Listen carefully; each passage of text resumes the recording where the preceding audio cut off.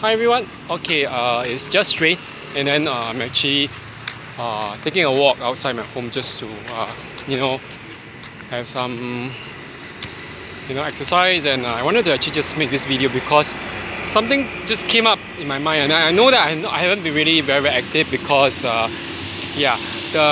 thing with the YouTube algorithm is that I always end up getting placed on the so-called like this ignored list where less than 5 people watch my videos, but I don't really care.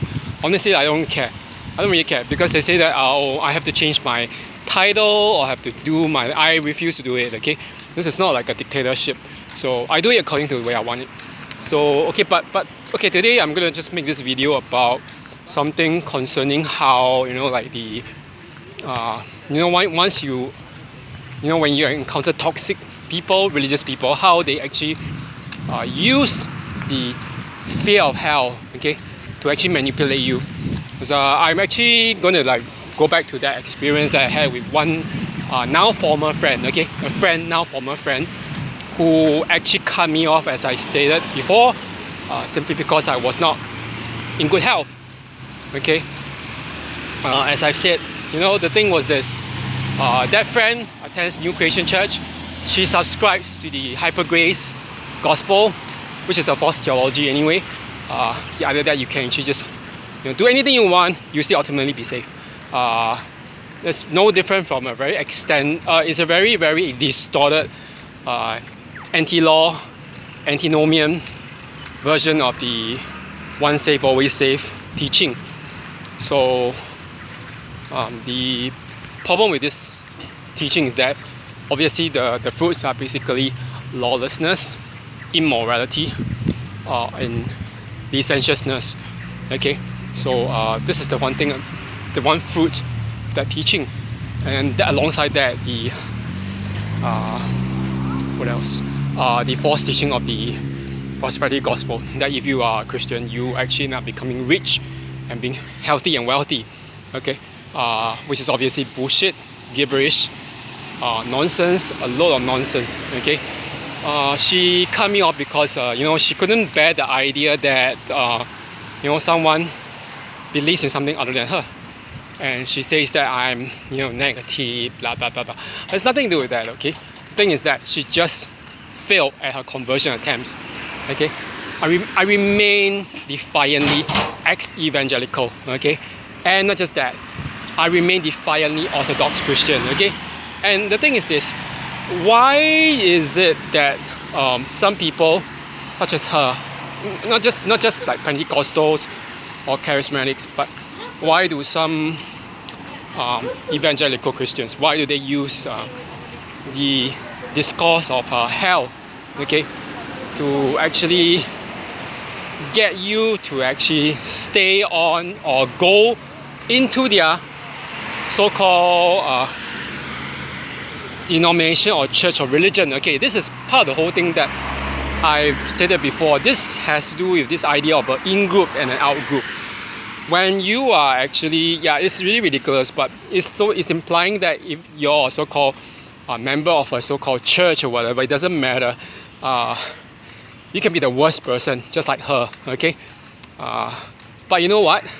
She's still gonna go to heaven, with her 72 male virgins or whatever, or who look like Joseph Prince, or maybe whatever, just to satisfy her desire for a marriage, okay, or money, whatever. And the reason is this: they create this group, okay, this in group, where if you are part of that group, you'll be blessed, okay. You have not just heaven, you have many material benefits and blessings in this life. While if you are in the out group, okay, you are being punished by God. Okay, that's the way they do it. You're punished by God with illnesses, poverty, a job you don't like, or whatever, different things. Okay, it's their way of actually trying to manipulate you using the whole idea of fear. And I think for anyone who knows, fear is a very very powerful emotion. We often do things that we don't want to do under the influence of fear, because we are scared that we will not get what we want, and that makes us really really vulnerable to manipulation. Okay, so What then? You know, with regards to this kind of people, how then do we actually deal with them? You know, I don't really deal with her.